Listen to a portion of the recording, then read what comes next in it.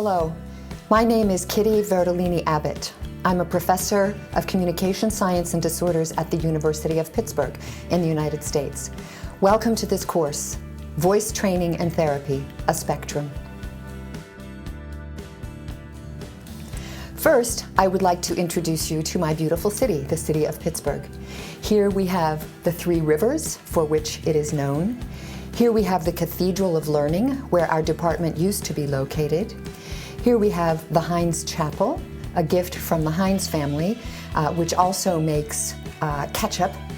And here we have my angels. These are my current and former doctoral students, without whom I could do really nothing. What is the context in which we start this course? The historical context in which we were trained, my generation of therapists was trained in the United States in voice therapy, and many students are still trained this way, has to do with the use of a series of facilitating techniques for voice therapy. So, for example, the list of facilitating techniques originally, I believe in the 1960s and early 70s, was about 17 different techniques, including yawn sigh. And you see our little doggy there who has the yawn sigh sort of posture. Diaphragmatic abdominal breathing, as it is called, dropping one's jaw, biofeedback, etc.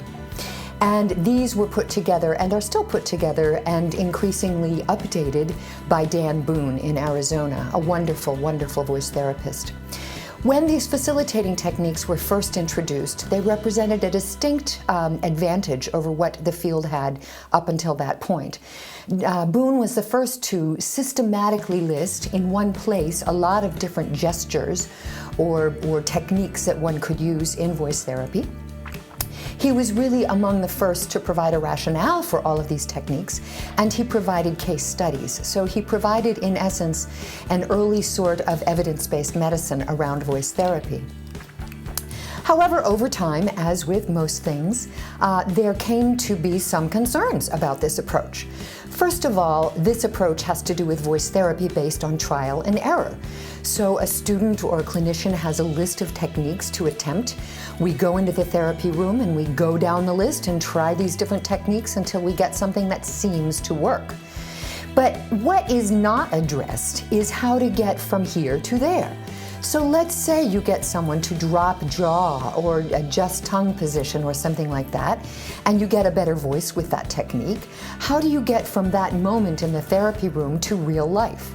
So stated differently, motor learning is not addressed. Another concern was that these various facilitating techniques lacked a cohesive framework, which is the implication in this particular picture of an A-frame house.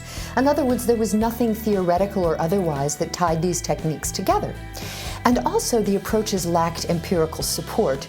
And indeed, these approaches are difficult to research because they are so idiosyncratic. They are used so idiosyncratically across and even within a given clinician.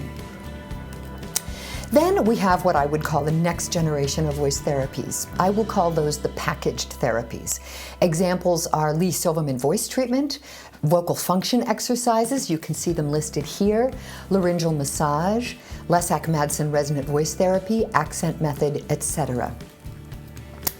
The advantages of these packaged therapies are that they do emerge from cohesive frameworks. Each one of these therapies has kind of like theory behind it and a unifying framework. And these are systematic programs that allow for formal training of clinicians in a systematic and uniform way. And therefore, they are amenable, these therapies are amenable to evidence-based medicine, to research, or to scrutiny by evidence-based medicine, as you see on this slide. Okay, we will take a short pause here and then we will come back and proceed to talk about evidence-based medicine.